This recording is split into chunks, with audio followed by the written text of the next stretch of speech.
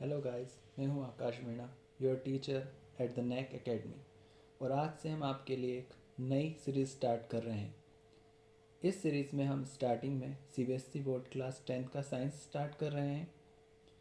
वैसे तो हिंदी इंडिया में काफ़ी कॉमन है, बट मेरे ऐसे फ्रेंड्स जिन्हें हिंदी नहीं आती है उनके लिए ये वीडियो इंग्लिश में भी अवेलेबल है। सो आज हम समझेंगे इलेक्ट्रिसिटी के बारे में, जो कि साइंस का 12th चैप्टर है एंड फिज़िक्स का फर्स्ट। इलेक्ट्रिसिटी, जैसा कि हम सब जानते हैं कि ये एक एनर्जी सोर्स है और इसका डेली लाइफ में भी बहुत इम्पोर्टेंस है। बट फिर भी एक डाउट आप लोगों के मन में आती होगी, ये इलेक्ट्रिसिटी प्रोड्यूस कैसे होती है और इसके कंस्ट्रूएंट्स क्या हैं, और अगर ये एक जगह से दूसरी जगह जाती है तो क्या कोई फोर्स है जो इसको आगे बढ़ने में हेल्प कर रहा है। तो दोस्तों, अगर आप लोग ये चीज़ पता कर लो कि इलेक्ट्रिसिटी प्रोड्यूस कैसे होती है तो इसका बहुत एरियाज़ में आप यूज़ भी कर सकते हो। For example washing machine, oven, refrigerator, fan, television, इनको हम आज इसलिए यूज़ कर पा रहे हैं बिकॉज जो हमारे साइंटिस्ट थे उन्होंने उस टाइम पे ये पता कर लिया था कि इलेक्ट्रिसिटी कैसे जनरेट होती है। तो आप लोग भी जानना चाहते होंगे ना कि इलेक्ट्रिसिटी कैसे जनरेट हो, ताकि आप लोग भी नए नए डिवाइस बना के लाइफ को और कंफर्टेबल बना सको। तो आप सभी लोग जानते होंगे कि जब थंडर स्टॉर्म होता है तो उस टाइम पे एक लाइटनिंग होती है। ओके, तो वो लाइटनिंग कुछ और नहीं, वो भी फॉर्म ऑफ इलेक्ट्रिसिटी है, बट वो एक नेचुरल फिनोमेना है। और हमको इलेक्ट्रिसिटी प्रोड्यूस करने के को इलेक्ट्रिसिटी को आर्टिफिशियली प्रोड्यूस करना है।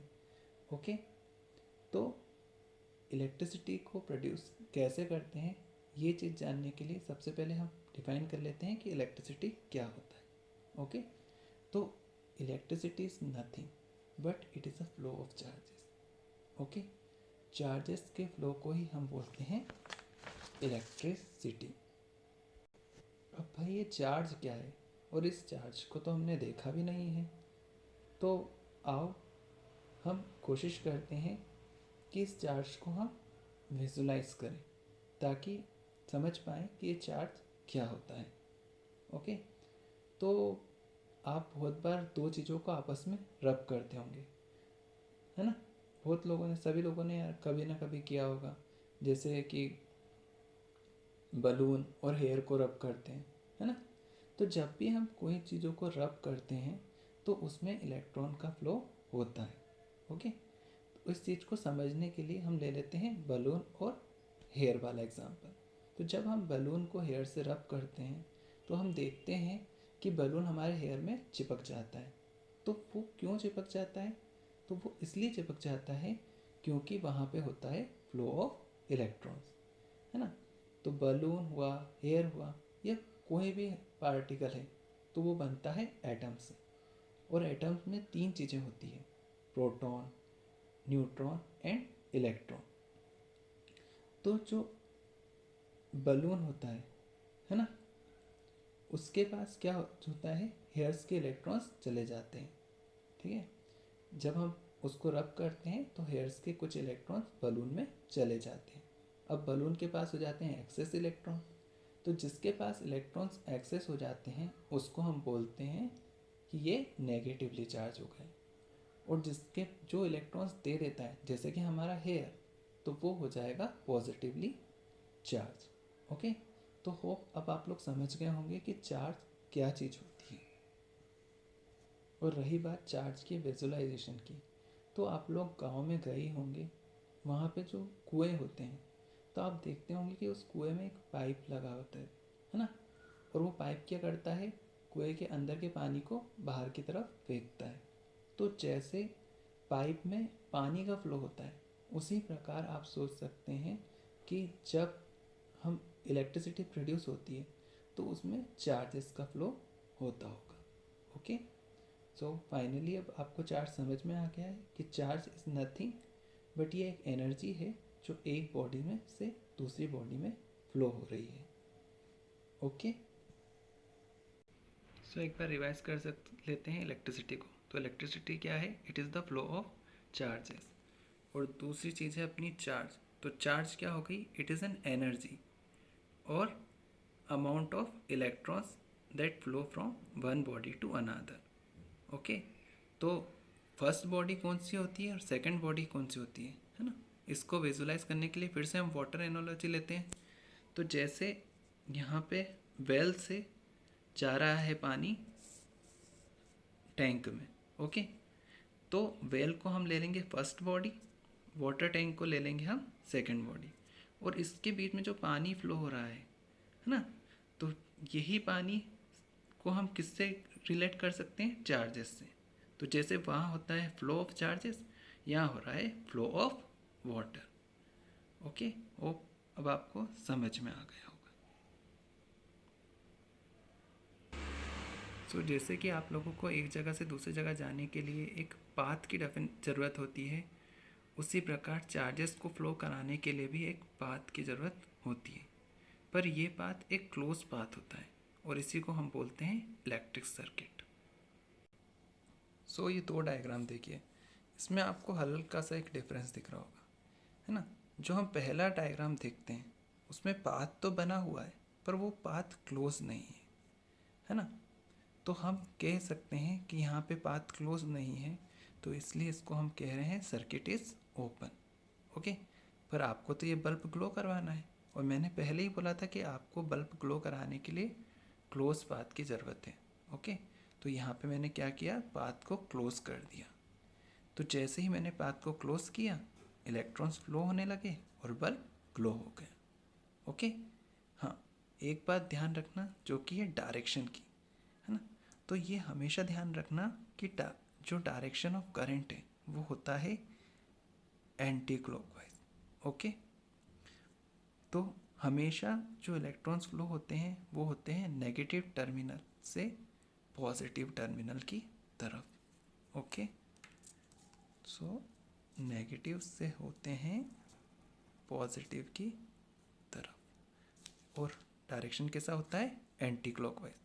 पर कुछ लोग बोलते हैं कि ये पॉजिटिव से नेगेटिव भी होगा और उस तरीके को हम बोलते हैं कन्वेंशनल करंट। उसके बारे में हम आगे और जानेंगे, पर अभी ध्यान रखिए कि करंट का फ्लो होता है हमेशा नेगेटिव टू पॉजिटिव। ओके, आइए अब हम इलेक्ट्रिक सर्किट के कंपोनेंट्स के बारे में जानते हैं। ओके, तो ऐसे तो इसमें बहुत सारे कंपोनेंट होते हैं, पर मेजरली हम जिन कंपोनेंट्स की बात करते हैं वो होता है बल्ब, है ना? तो बल्ब का क्या काम होता है? बल्ब का काम होता है एनर्जी को यूज़ करना और उस एनर्जी को लाइट के फॉर्म में चेंज करना। हाँ, सेकंड आपने देखा होगा एक स्विच, है ना? तो जैसे कि आपने देखा होगा कि पिछले डायग्राम में कि एक जगह पे क्या हो रहा था, एक जगह पे सर्किट क्लोज नहीं हो पा रहा था, है ना? क्यों? क्योंकि वो बीच में से ब्रेक हो गया था। तो उस सर्किट को ब्रेक करने का काम किसने किया था? स्विच ने, है ना? तो स्विच होता है एक कंडक्टिंग लिंक किस किस के बीच में? सेल और बल्ब के बीच में, है ना? इसका काम क्या होता है कि कब हमको करंट को सप्लाई करना है और कब करंट की सप्लाई को रोकना है। क्योंकि हम लोग भी दिन भर तो फ़ैन चला नहीं सकते, तो अगर हमको फ़ैन बंद करना होता है तो हम क्या करते हैं? स्विच को ऑफ कर देते हैं। सिमिलरली यहाँ पे भी स्विच का वही काम है, सर्किट को कब हमको ऑन करना है और सर्किट को कब हमको ऑफ करना है।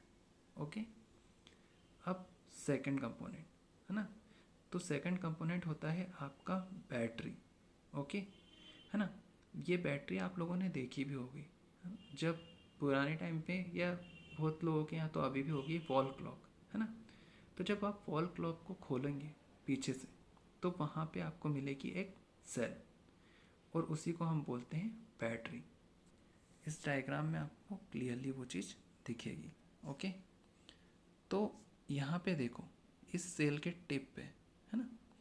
इस सेल के टिप वाला जो पार्ट होता है ना, वहाँ पे होता है पॉजिटिव टर्मिनल और जो उसका नीचे लोअर एंड होता है वहाँ पे होता है नेगेटिव टर्मिनल। तो इलेक्ट्रॉन्स यहाँ से फ्लो होते हैं।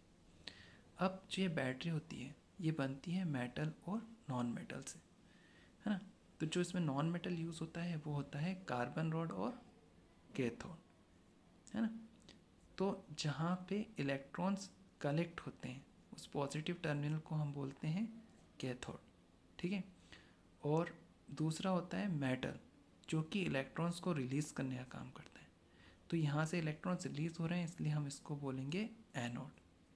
और यहाँ पे एक एक्सपांशन स्पेस भी होती है, ठीक है, जो इसके एक्सपांशन के लिए होती है। अब तीसरी चीज़ है मैग्नीज डाइऑक्साइड पेस्ट। तो इसका क्या यूज़ होता है ये बच्चों आप लोग मुझे कमेंट करके बताना, है ना। तो ये हुआ नॉन मेटल और मेटल, जिसकी मदद से हम बैटरी को बनाते हैं, है ना। अब जो वायर यूज़ होता है यहाँ पे वो भी मेटल से बना होता है ना। कौन से मेटल से बना होता है? यूजुअली बना होता है वो कॉपर वायर से। क्यों? क्योंकि ये गुड कंडक्टर ऑफ इलेक्ट्रिसिटी होता है।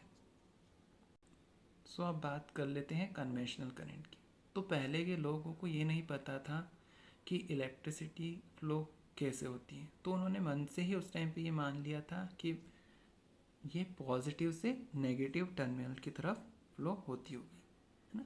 अब उसके पीछे का साइंस क्या था? तो वो लोग वही वाटर एनालॉजी को यूज़ कर लिया उस टाइम पे।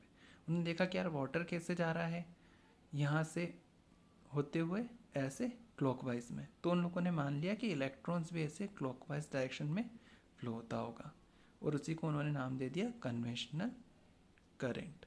ओके, तो ये आप लोगों के ऊपर है, कुछ बुक्स में कन्वेंशनल करंट यूज़ करते हैं, कुछ बुक्स में इलेक्ट्रॉन करंट। ओके, है ना। पर मैं यूजुअली इलेक्ट्रॉन करंट को ही लेके चलता हूँ, तो यहाँ पे मैंने शो कर दिया है कन्वेंशनल करंट, है ना। तो अब आप लोगों को बैटरी समझ में आ गया होगा, है ना। ये वायर जो कि कॉपर का बना होता है। हाँ, एक चीज़ आप लोग मिस कर रहे होंगे पिछले डायग्राम में, जो था रजिस्टर, है ना। और ये होता है फोर्थ कंपोनेंट। ओके, तो रजिस्टर का काम क्या होता है?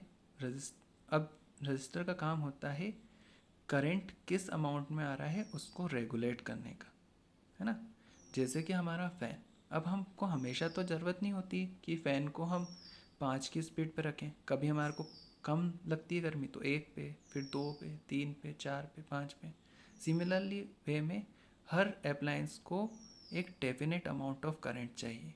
तो अगर करंट एक्सेस आ रहा है तो उस करंट को रोकने के लिए हम यूज़ करते हैं रजिस्टर। ओके, अब बहुत लोगों के मन में कन्फ्यूज़न आ जाता है यहाँ पे कि भाई करंट को तो ये भी रोक रहा है ना, तो ये भी क्या रजिस्टर कहलाएगा, है ना। तो हम कहेंगे नो, ये सिर्फ रजिस्टर की तरह बिहेव करता है, पर ये रजिस्टर नहीं कहलाता, है ना। क्यों? इसके बारे में वैसे तो आप आगे पढ़ोगे, पर मैं एक हिंट दे देता हूँ ताकि आपकी लिंक बनी रहे।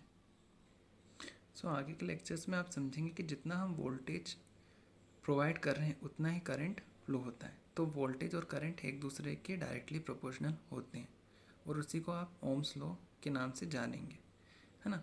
तो जो आपका बल्ब है वो एनर्जी को यूज़ तो कर रहा है ना, तो रजिस्टर की तरह बिहेव तो कर रहा है, पर वो क्या है, ओम्स लॉ को फॉलो नहीं करता। क्यों? क्योंकि वो बना होता है एक मटेरियल से जिसका नाम होता है टंगस्टन, है ना। तो जो टंगस्टन होता है वो रेजिस्टेंस की तो अलग अलग वैल्यू शो करता है एक ही वोल्टेज पे, है ना। तो ये चीज़ ओम्स लॉ को ओबे नहीं करती, तो इसलिए हम कहेंगे कि जो बल्ब होता है वो रजिस्टर नहीं होता, ओमिक रजिस्टर नहीं होता है, वो होता है non ohmic register. So hope जो बच्चों को ये डाउट है तो ये डाउट भी उनकी क्लियर हो गई होगी। अब वापस से आ जाते हैं हम अपने डायग्राम पे। सो अब आप पूरी तरीके से इस डायग्राम को वाटर एनालॉजी से करके देख सकते हैं, है ना। तो रिलेट करके देखते हैं वाटर एनालॉजी से इसको।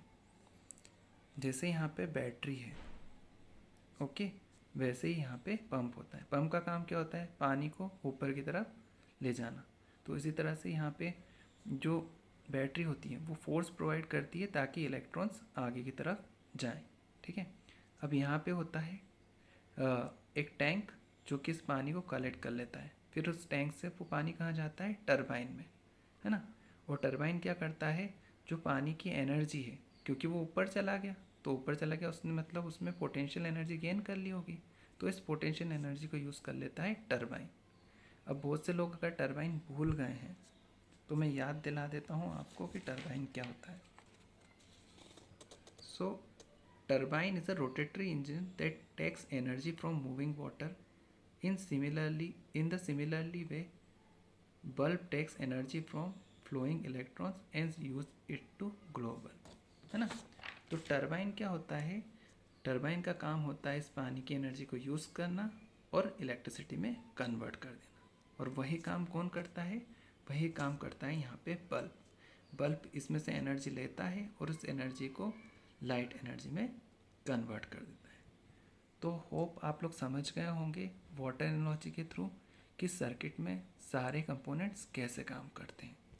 ओके, अब एट लास्ट हम इसके कुछ फॉर्मूलेज थे तो वो एक बार देख लेते हैं, तो हमारा पहला लेक्चर ख़त्म होगा वहाँ पे। सो ये मोस्ट इम्पॉर्टेंट फार्मूला है जिससे न्यूमेरिकल आते ही हैं, है ना। करेंट, अब इसको याद रखने के लिए सबसे अच्छा है 9th क्लास अगर लोगों ने अच्छे से कर रखी है तो एक फॉर्मूला था speed is equal to distance upon time. तो जैसे वहाँ पे स्पीड होती थी, है ना, वैसे ही यहाँ पे होता है करंट। और जैसे वहाँ आप चलते थे तो वो चलने की टोटल लेंथ को डिस्टेंस कहते थे। तो यहाँ जो इलेक्ट्रॉन चलते हैं तो जितनी डिस्टेंस उनने कवर करी इसको हम बोलते हैं नेट चार्ज। ओके, तो जैसे वो होता था डिस्टेंस अपॉन टाइम, ये हो जाएगा net charge upon time. Okay, अब चार्ज की जो यूनिट होती है वो होती है कूलाम, जिसको सी से डिनोट करते हैं। टाइम की तो आपको पता ही है, सेकेंड। ओके, और इसकी एसआई यूनिट होती है एम्पियर। और एम्पियर वही साइंटिस्ट है जिनकी स्लाइड में सबसे पहले हमने फ़ोटो लगा रखी है। ये बहुत ही इम्पोर्टेंट साइंटिस्ट हैं। उन्होंने क्या किया था, क्या डिस्कवरी की थी, ये आप लोग कमेंट करके मुझे बता सकते हैं। ओके, तो आज का लेक्चर यहीं पे ख़त्म होता है। होप हम फिर से मिलते हैं अगले लेक्चर में। तब तक के लिए बाय, टेक केयर।